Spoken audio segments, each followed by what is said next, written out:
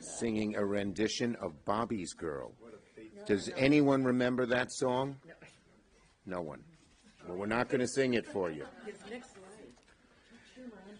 And what was the other? Oh, I Can't Stay Mad at You. Know that one? No. These are oldies. Oldies but goodies. Those oldies but goodies remind me of you. It's another song. 90% of my head is filled with lyrics from the 50s, 60s, and 70s. What's the other 10%? Thinking of all of you. Okay, thank you, everybody. And today, of course, Senate Republicans had the chance to vote to protect a key personal liberty, access to contraception. Senator Markey's bill is simple, but it's becoming necessary ever since the MAGA Supreme Court and Donald Trump overturned Roe and jeopardized reproductive rights for millions and millions of Americans. Today, thanks to these brutal and downright medieval attacks, tens of millions of Americans have to worry about something as basic as birth control. Make no mistake, Americans' uncertainty about using birth control is one of the many shameful consequences of overturning Roe v. Wade. So for those Republicans who voted no today, claiming that contraception isn't being threatened and is safe, I have two questions for you. What about the influx of efforts all across the country trying to make it more difficult to access contraception?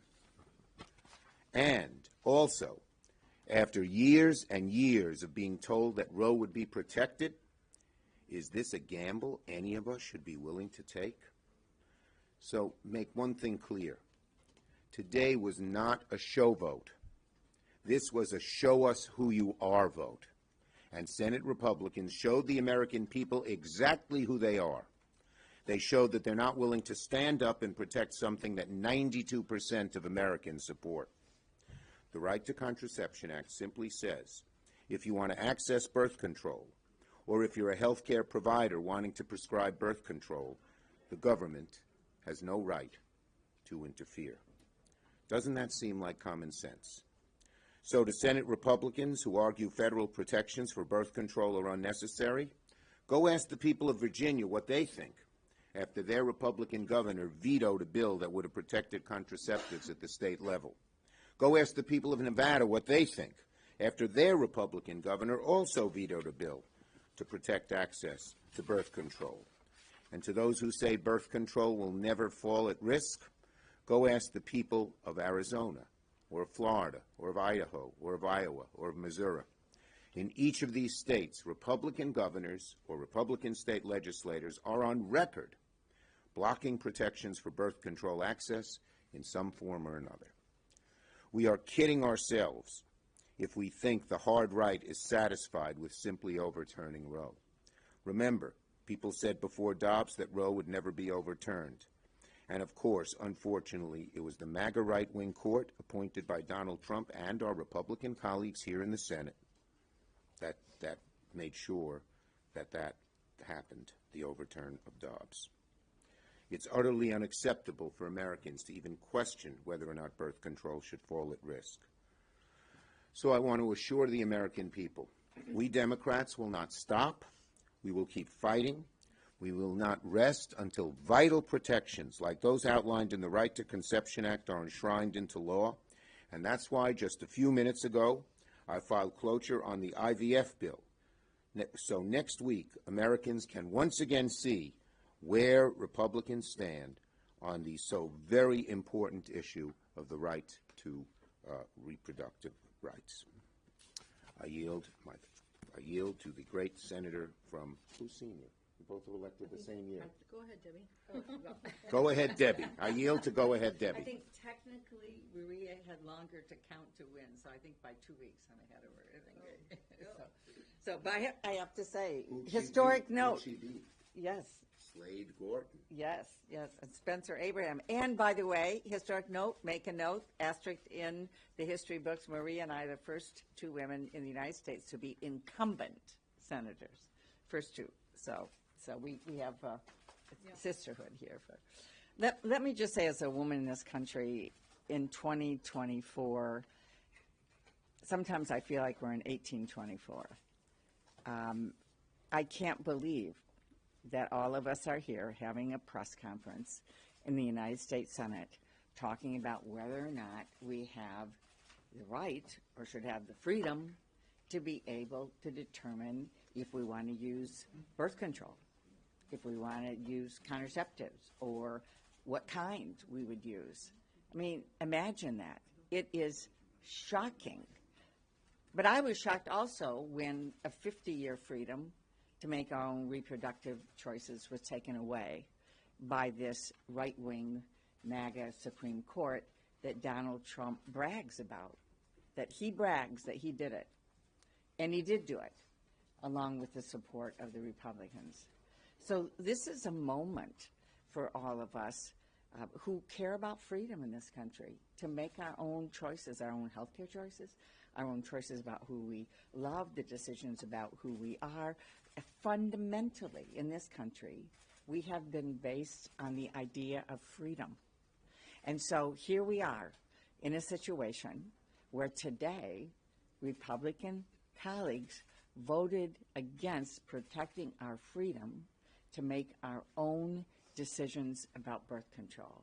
So we have a message. As Democrats, we're going to stand up for everyone to make their own healthcare decisions, for every woman to make her own reproductive health decisions. And we are not interested in politicians or right-wing judges being in your doctor's office, being in your medicine cabinet, or being in your bedroom.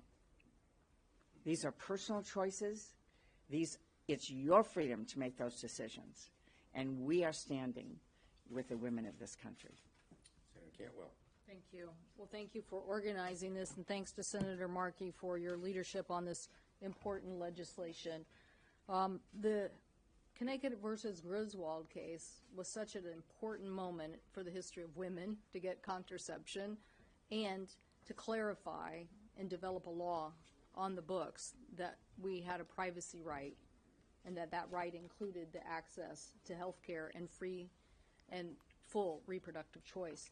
So it's amazing that we're here now at a moment when so many of our colleagues, just like those nominees who came before the Judiciary Committee and said that this was settled law, all of a sudden now are on the Supreme Court basically taking away this very right, and as we fight to protect it, are now left with colleagues that won't help us defend it.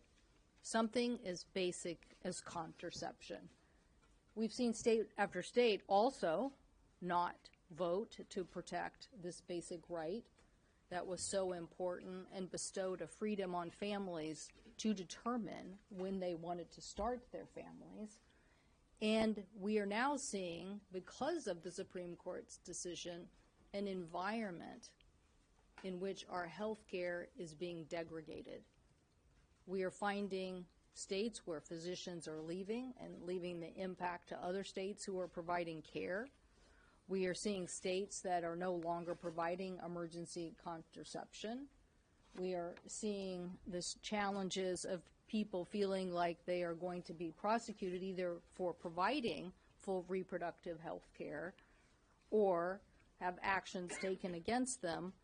And we're seeing employers who don't even want to move to states if they're planning on expansions because they don't know what kind of rights that individuals who they're trying to attract to work in their work environment. So yes, this is having a chilling effect on our healthcare delivery system. And we're not sure, as these states refuse to stand up and protect contraception, we're not sure how far they're going to go. But as one OBGYN that was helping to practice in Idaho said to me, yeah, it's clear they're not done. And so all we were doing today was trying to clarify this basic right that people said they believed that we had ever since Connecticut versus Griswold. The right to privacy and for women to do what they want to do, something as basic as contraception. Now all of a sudden we can't have a loud voice. I suggest it's because they aren't done. And if they have more opportunity to curb this healthcare delivery system, they will. And so that is why it's time to stand up and codify the most basic aspect. The Texas governor basically said if they don't want to see abortions, then they should basically, sorry, I wanted to look that up. I might not be able to find it as quickly, but basically that people should get access to contraception, and then they limited emergency contraception. So we need to give people access. We need to protect that access. We need to have an environment where women can get access to the health care rights they deserve. Senator Markey. Thank you, and thank you again, Senator Schumer, for calling this vote. It's an historic vote. It is a very important vote that will clarify for the American people where the Republican Party is right now. Donald Trump promised that he would name Supreme Court justices who would overturn Roe versus Wade. He was good for his word. They did it. And in his concurring opinion in the Dobbs decision, Clarence Thomas said, we've got to put same-sex marriage and contraception on the table as well, because they're a violation of substantive due process. So today, we decided to ensure that the American people would know where this now Trump-created, MAGA-controlled Republican Party stands on the fundamental right of access to contraception. And the Republicans were asked a simple question, yes or no. Do you believe people should have unfettered access to contraception? And the Republicans voted no. That's what was established today on the floor of the United States Senate. And what we've learned is that the Republicans are offended by people making decisions about their birth control without the government's involvement, and they're offended by reproductive freedom. That's the lesson that the American people have learned today. And so we're going to continue through the leadership of Senator Schumer on this whole discussion, from abortion to contraception to IVF, all the way down the line, so that it's very clear, especially to women in our country, where the Republican Party stands on their freedom, on their rights, on their ability to be able to make decisions about their bodies and their lives by themselves in consultation with their physicians and their family. That's why this vote is so important today, and I'm just so glad that Senator Schumer is going to continue it in the weeks and months ahead. Thank you. Senator Duckworth, along with Senators Hirono and Markey, are sponsors of this legislation. So, please, Tammy. Thank you. Sure.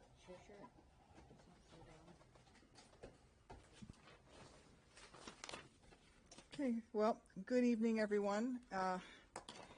In the nearly 2 years since the Supreme Court threw out Roe v. Wade, we've seen extreme MAGA Republicans work to roll back health care and tear reproductive freedom away from Americans across the country. And as a result of these barbaric efforts, birth control, including Plan B, IUDs, condoms, and other forms of contraceptions, are under threat. Today, Senate Democrats took action and brought our Right to Contraception Act to the floor for a vote, a very simple vote. Do you support the right to contraception? It's legislation that I'm incredibly proud to co-lead with Senators Markey and Hirono.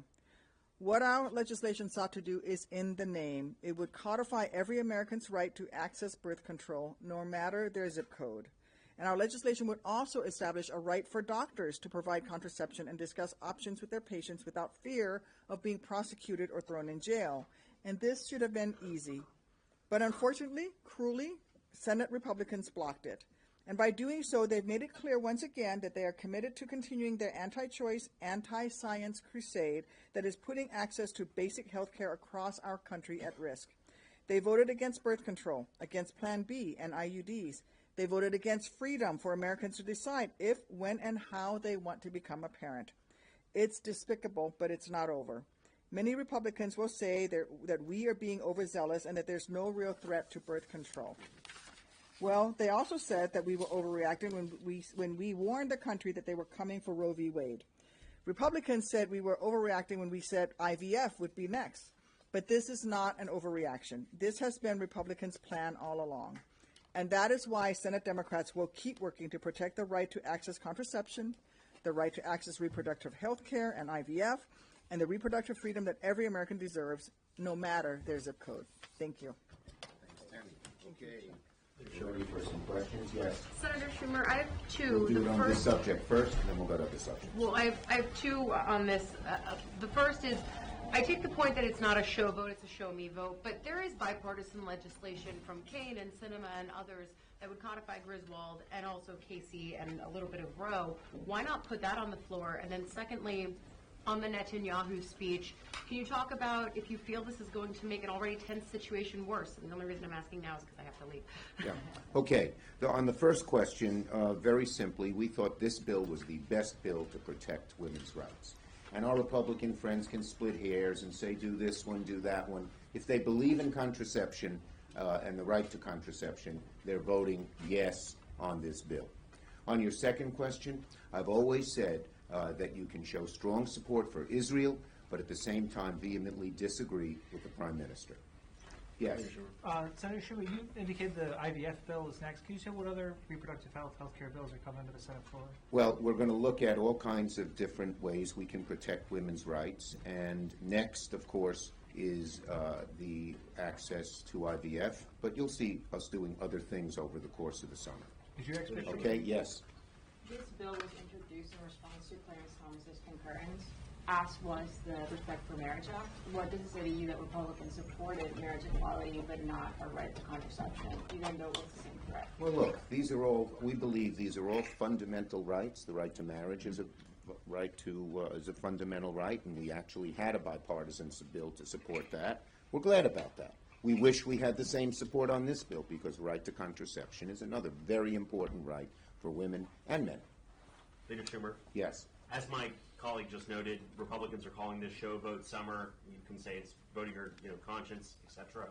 But I mean, is the goal here really to try and elevate as many vulnerable Democratic incumbents as possible ahead of the 2024 election? Bottom line is simple. This is one of the most important issues facing America. Ask all the voters. And we have an obligation not to sweep it under the rug, but to move forward and in not having show votes, showing who you are voting. That is the democratic process. We're proud we're doing it. We're going to keep doing it. Yes. The House passed legislation this week to sanction the ICC. Is that something you would take up in the Senate? Look, we're trying to come up with a bipartisan proposal on that. Try to get that done. Yes. Leader Schumer, The other guy's a camera guy. He's not going to call. Ken's great too, though. Yes, he is. Yeah. Do you have any plans on bringing up the AI deepfake election bill or the Kids on Online Safety Act? These are Yes. bills that are ready to go. Yeah, we are working on trying to get all of these bills done. And on the fake bill that came out of the Judiciary Committee, we did a hotline. There was only one objector, Rand Paul. We're going to try to get that bill done. We're going to try to get COSA and COFA done too. We're working hard on it. There are a few objections on each side, but we're working to try and remove those objections. Yes. Do you support Andy Kim, who won the Democratic primary last night in New Jersey, to be the next senator from Look, New Jersey? we're going to make sure a Republican is not elected to that seat. But are you going to support the Democratic Next. nominee? Have you tried reaching out to Republicans to negotiate something on This is some not. of the, No, excuse me. Go ahead. Finish your question. on what we're talking about today, similar to what you did with the Respect for Marriage Act? This is not a negotiable issue. This is an issue. There should be that right, period. Not half that right, not three-quarters of that right, not for some things, but not Plan B, et cetera. And on the Respect to Marriage Act, that was a strong bill. We didn't dilute any of its provisions. Okay, thank you, everybody.